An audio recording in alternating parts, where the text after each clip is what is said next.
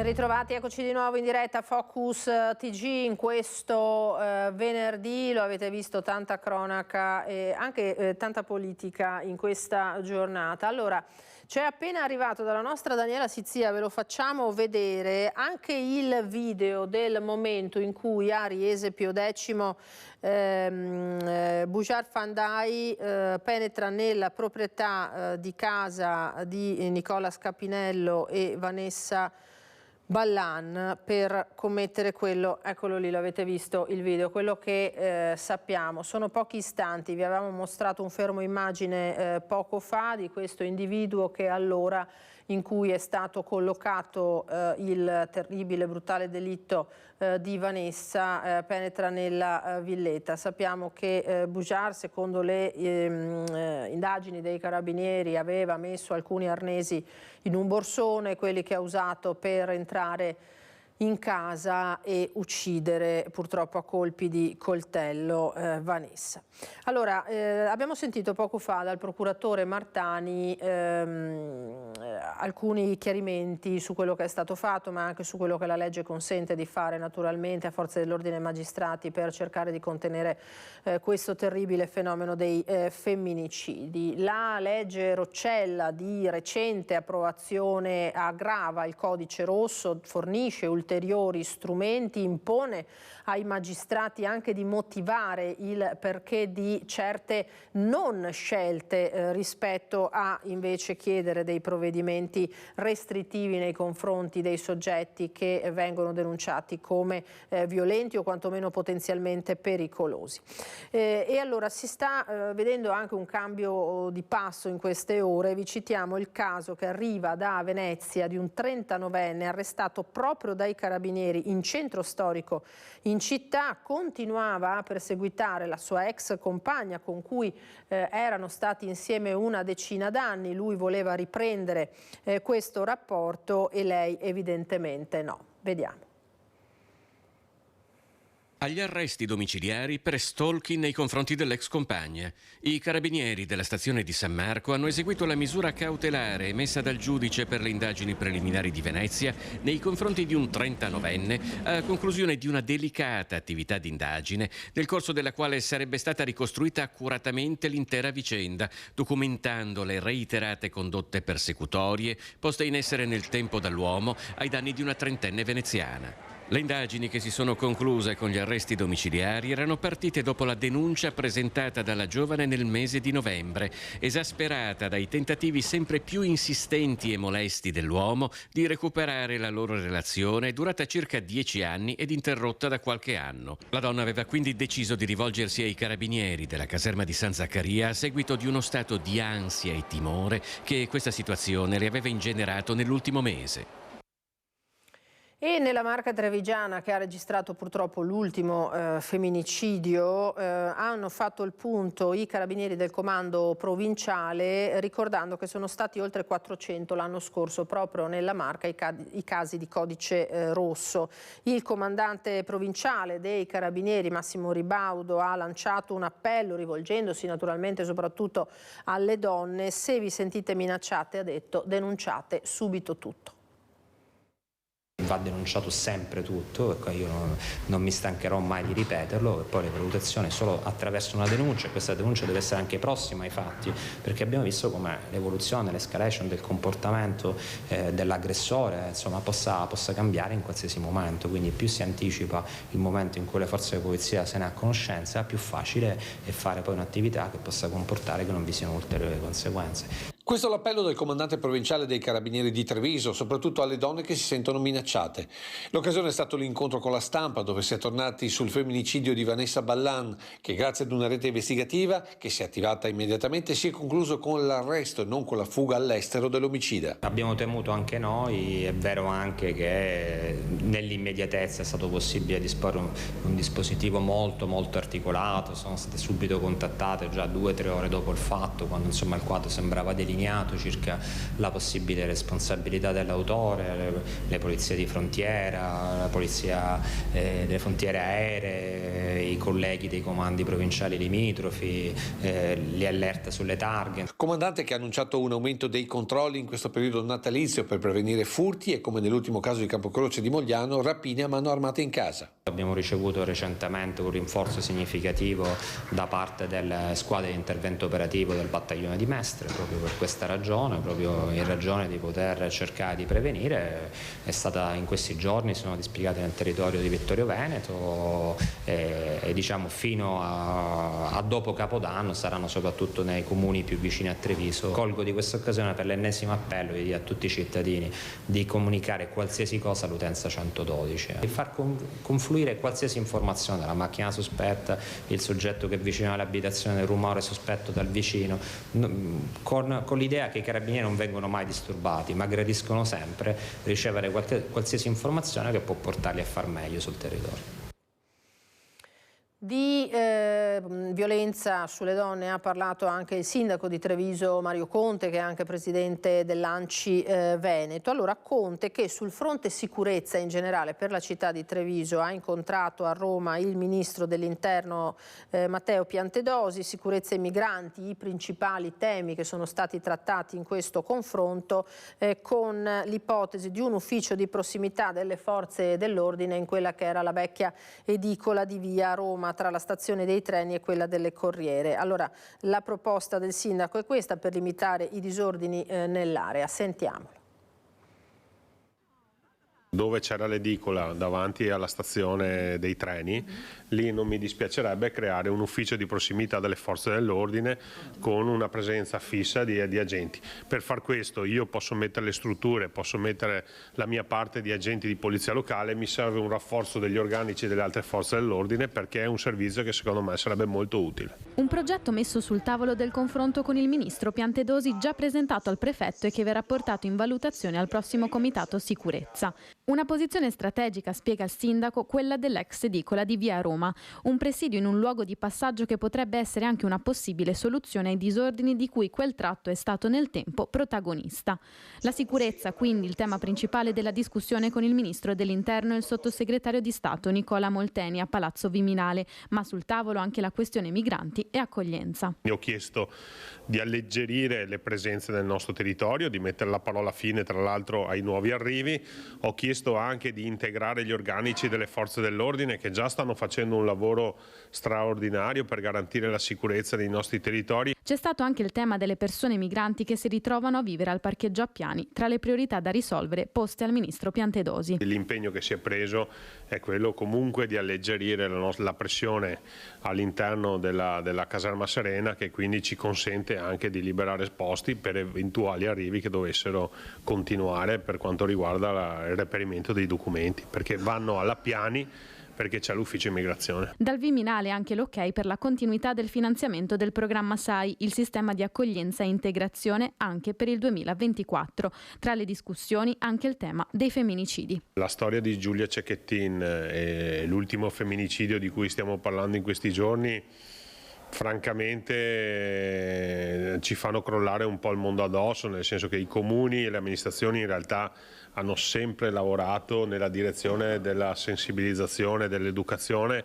e quando succedono questi episodi sembra che tutto quello che hai fatto sia stato vano o inutile, cosa che invece non è. Dobbiamo continuare in questa direzione.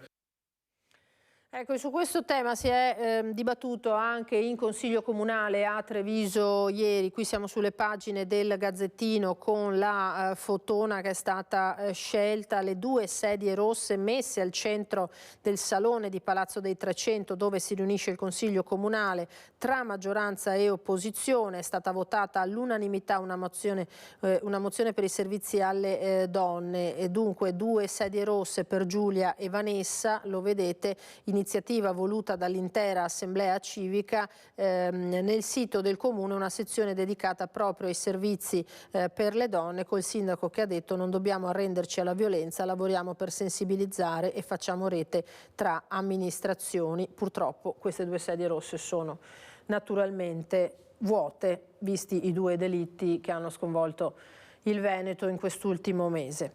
Andiamo avanti con la cronaca, andiamo nel Padovano. Potenziati i controlli degli agenti della Polizia Locale della Federazione del Campo San Pierese a Villanova di Campo San Piero dopo la numerosa serie di furti dei giorni scorsi. Sono incappati nei controlli degli agenti della Polizia Locale e della Federazione del Campo San Pierese 2 stranieri che a bordo della loro auto, fermata poco prima di cena martedì scorso in via Piovega Sud a Villanova di Campo San Piero, viaggiavano con una mazza da baseball, un taglierino e un martelletto frangivetro nascosti nel bagagliaio. I 2 non hanno saputo spiegare il perché, quindi tutto il materiale è stato sequestrato. È uno dei 30 veicoli controllati nel corso di 2 giorni di operazione straordinaria nel territorio del comune, colpito da numerosi furti in casa nelle scorse settimane. Il bis mercoledì sera, quando nel parcheggio di un supermercato sono state segnalate 3 persone sospette. Gli agenti hanno identificato 3 stranieri, per uno dei quali, clandestino sul territorio, è scattata la denuncia. I controlli, conclude il comandante Antonio Paolocci, non si fermeranno, in particolare durante le ore serali, per tutto il periodo delle feste. E ora veniamo invece all'inchiesta sui lavoratori sfruttati al MAP, il mercato agroalimentare di Padova. Dopo le prime ammissioni ai magistrati sono stati scarcerati i 2 presunti caporali.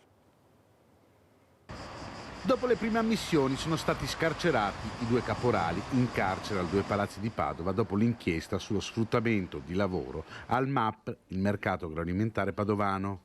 È stata quindi alleggerita la misura cautelare per i 2 stranieri che davanti al magistrato hanno ammesso che i dipendenti lavoravano ben oltre le 8 ore indicate dalle timbrature dei badge.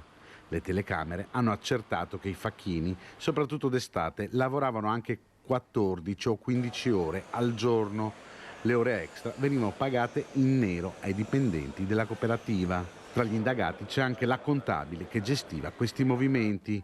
I 2 caporali hanno però negato di aver commesso violenze o minacce nei confronti dei lavoratori.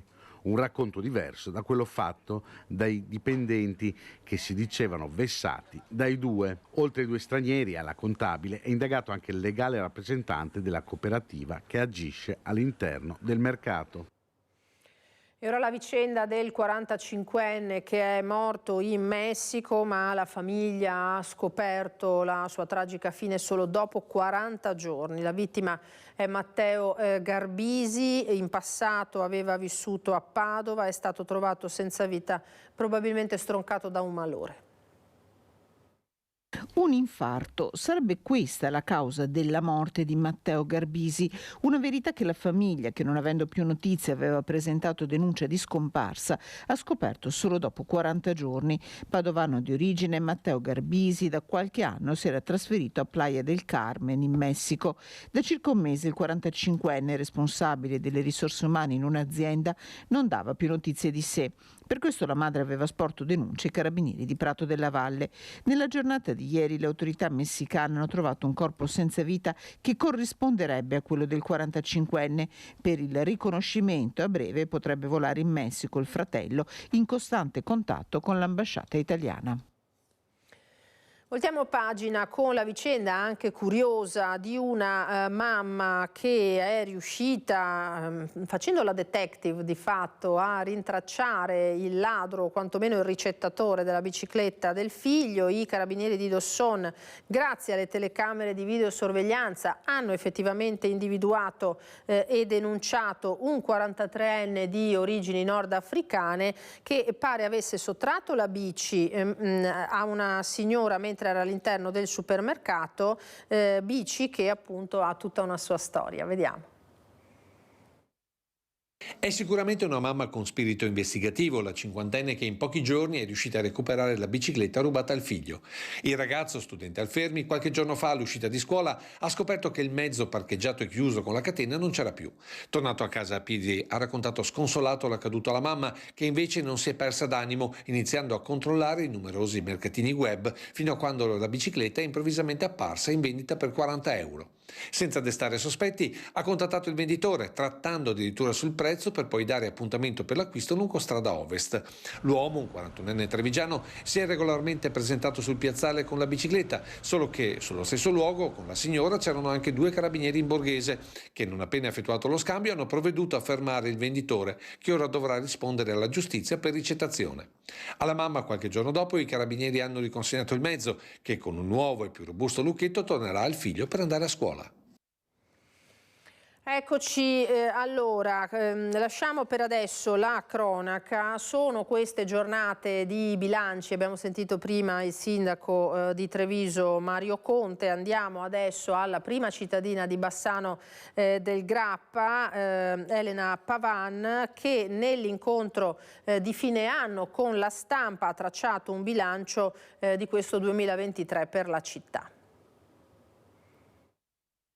Una Bassano sempre più al centro del mondo o almeno della regione Veneto, e con questa postura sempre più centrale alle dinamiche regionali che il sindaco Elena Pavan durante la consueta conferenza stampa di fine anno saluta questo 2023. Bassano ha recuperato in maniera molto forte la leadership del territorio. Alcuni esempi eccellenti sono l'area urbana pedemontana. Bassano è capofila di questa struttura che allea Bassano con Schio, Tiene, con Valdagno, quindi un territorio nuovo, inedito, ma anche Tribunale della Pedemontana, Bassano baricentrica rispetto a 70 comuni che toccano anche le province di Padova e Treviso. E lo sappiamo, dicembre non è solo un periodo di bilanci, ma anche di propositi, soprattutto per le amministrazioni comunali. Lo sguardo infatti è già puntato al 2024.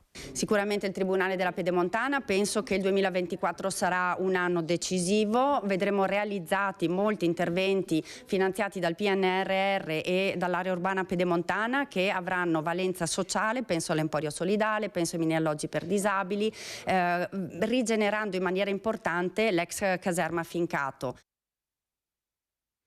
Così avete sentito Elena Pavan, sindaco di Bassano del Grappa. Da un sindaco ad un altro dovrebbe essere collegato, eccolo qua, lo vedo in diretta, Giacomo Possamai, buongiorno, sindaco di Vicenza. Salve sindaco, buongiorno e ben trovato.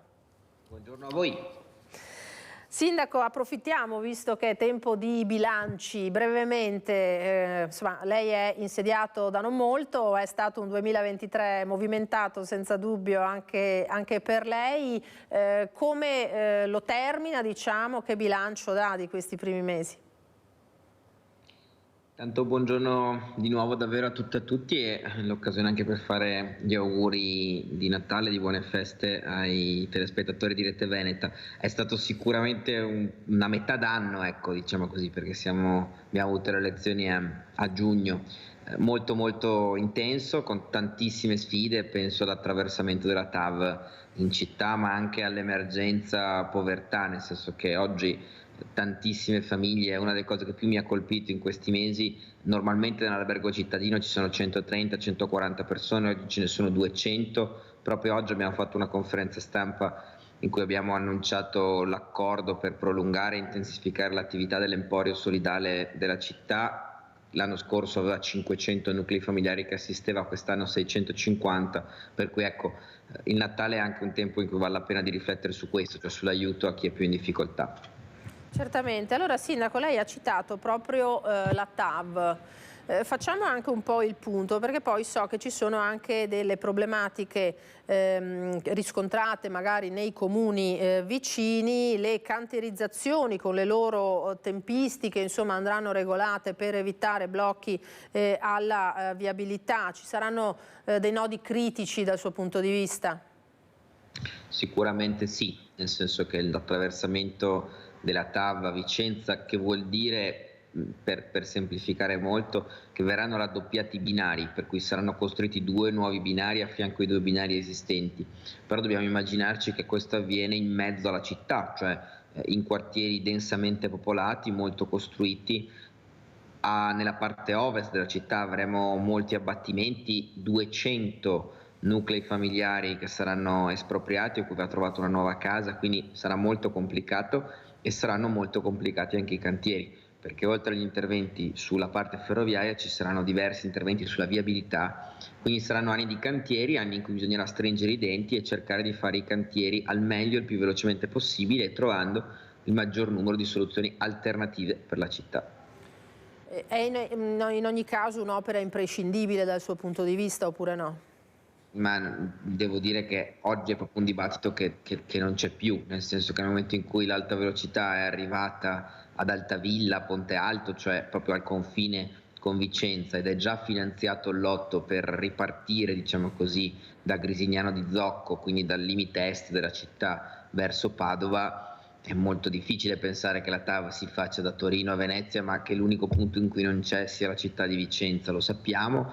Tra l'altro la parte ovest della città, il progetto dell'attraversamento di Vicenza è diviso in due parti, ovest ed est. La parte ovest ha già un progetto definitivo, già finanziato, stanno partendo i picchetti per gli espropri, quindi non è assolutamente pensabile di fermare o modificare in maniera integrale l'opera.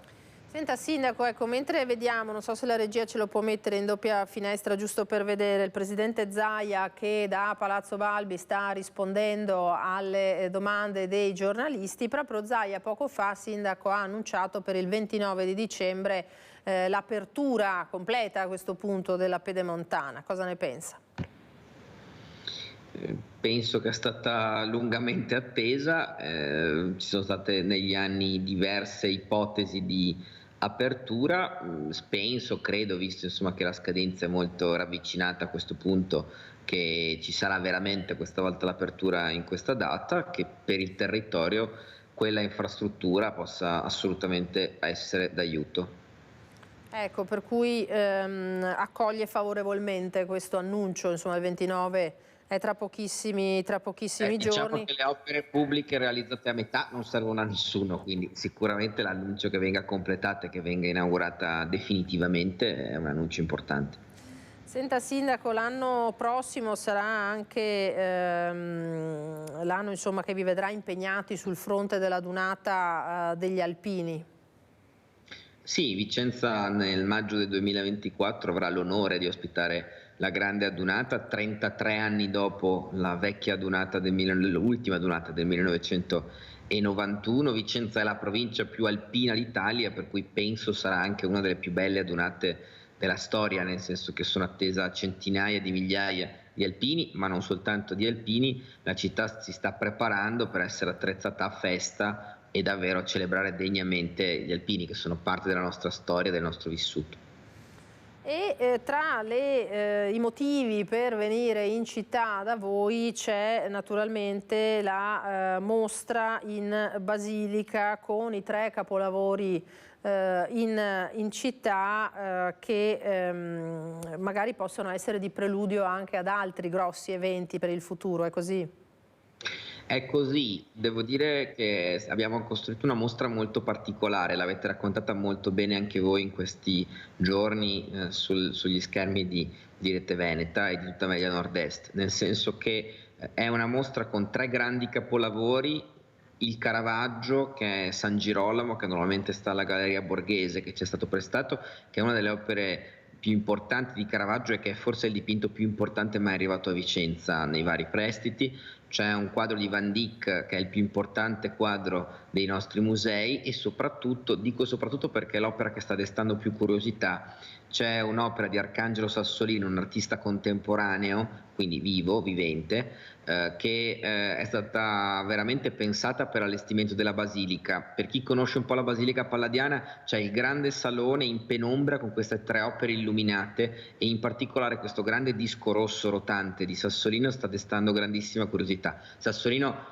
per chi non lo conoscesse, è l'artista contemporaneo che ha, diciamo, trionfato, ecco, alla Biennale di Venezia negli anni scorsi con il Padiglione di Malta, per cui è una mostra interessante e, lo dico, l'abbiamo voluta rendere, grazie alla presenza di tanti sponsor, gratuita per tutti i cittadini di Vicenza e della provincia di Vicenza e ad ingresso a solo 5 euro anche per chi arriva da fuori, per cui è anche un'occasione per entrare, uscire, per vivere la Basilica Palladiana, è un grande momento. diceva lei giustamente, è il preludio di un ciclo di mostre al quale stiamo lavorando per il 2024 e il 2025. Posso già dire che a primavera in Basilica ci sarà una mostra molto importante che annunceremo nelle prime settimane del 2024. Ah, quindi ci sta già incuriosendo, Sindaco. Manca poco però all'annuncio, mi pare di capire. L'annuncio è tra poco, lo stiamo preparando. Bene, per cui siamo pronti a ricevere un'altra bella notizia, ma ci dica solo una cosa, è qualcosa che prevede magari un accostamento estroso come in questo caso, o ci dobbiamo aspettare qualcosa di incentrato invece su uno specifico tema? È una mostra meno estrosa, nel senso che non mette insieme Caravaggio e l'arte contemporanea, però è una mostra molto particolare, ecco, è una mostra su un periodo recente della nostra storia. Sono convinto che piacerà e incuriosirà molti. Molto bene, allora siamo pronti quando sarete pronti per l'annuncio a svelare anche questo. Senta Sindaco, i nostri colleghi di Vicenza stanno trattando, ma come tutti un po', perché il problema è generalizzato, purtroppo anche il tema dei furti nelle città, soprattutto in questi mesi, in queste giornate che precedono il Natale, sotto le feste sappiamo purtroppo che c'è un incremento. Ci sono controlli straordinari da parte delle forze dell'ordine, c'è stato un comitato ordine e sicurezza su questo tema. Volevo capire da voi anche in tema di potenziamento della videosorveglianza, magari cosa state facendo, cosa state pensando di fare e poi so che ci sono anche i vigili di quartiere che sono in campo, no? Per contrastare questo fenomeno. È così, ha ragione lei, ci sono due aspetti. Il primo è che storicamente sotto alle feste aumentano i furti banalmente per due ragioni. La prima, sono molte di più le ore di buio e quindi chiaramente fin dal tardo pomeriggio i ladri possono provare a entrare nelle abitazioni o negli esercizi commerciali con il favore delle tenebre, e dall'altro che chiaramente nel periodo di Natale chi deve effettuare un furto cerca di entrare quando per motivi appunto di festività, di pranzi, di cena di Natale, di viaggi, si pensa che le persone siano fuori di casa. Quindi bisogna essere particolarmente attenti, ci stiamo lavorando con Carabinieri, Questura e Guardia di Finanza, abbiamo dedicato un comitato di ordine pubblico e sicurezza a questo. La videosorveglianza ha un ruolo importante, abbiamo finanziato nell'ultimo bilancio un'implementazione delle telecamere in città in due zone molto delicate di Vicenza che sono Santa Lucia e tutta la parte di Ponte degli Angeli e Retenio e Pontefuro, quindi la parte verso Campomarzo. Quindi incominciamo anche ad uscire dalla zona del centro storico dove oggi è concentrata la larga parte della videosorveglianza, perché è tempo pian piano di arrivare a portarla nei quartieri. Certo, Sindaco, se ha un pochino di pazienza le chiederei di attendere qualche istante che dobbiamo dare un po' di pubblicità, poi torniamo subito da lei. Va bene.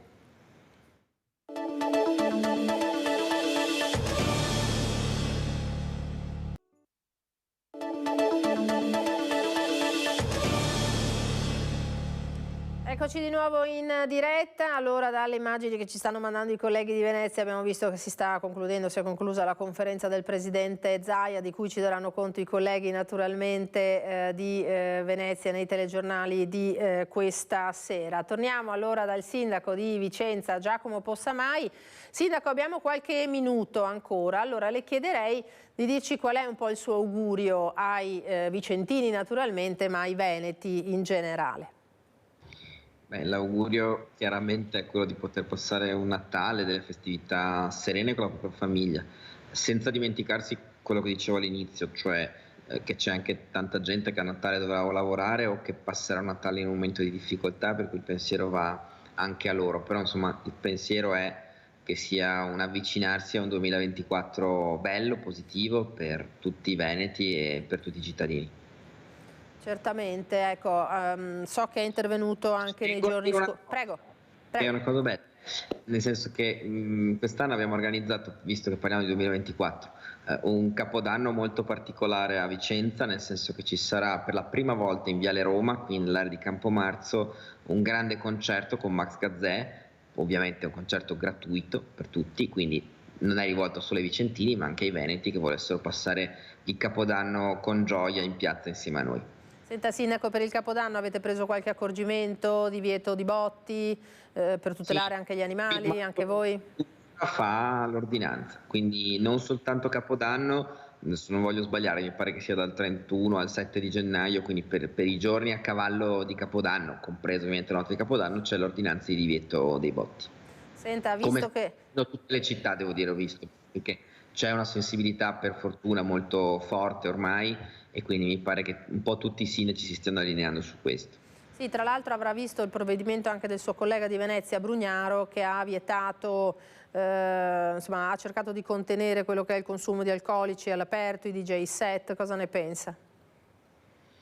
Penso che ogni città fa un po' storia a sé, nel senso che Venezia ha difficoltà legate per esempio al turismo e a quello che può capitare con i turisti la notte di Capodanno, quindi non mi permetto, non entro nelle dinamiche di altre città. Immagino che se il sindaco Brugnaro ha ritenuto di fare così è perché di fronte a un rischio ha pensato che fosse opportuno. Certamente. Allora sindaco, il tempo a nostra disposizione è terminato, io la ringrazio moltissimo per questo collegamento e buon lavoro anche in questi giorni di festa. Allora. Grazie davvero e buon lavoro a voi e un augurio ancora a tutti i telespettatori. Grazie a Giacomo Possamai, sindaco di Vicenza. Allora il tempo è davvero concluso, questa edizione di Focus TG termina qui. Io ringrazio Antonio Esposito e Italo Morao in regia. Come sempre l'appuntamento poi è ai telegiornali di questa sera. Un buon pomeriggio a tutti, arrivederci.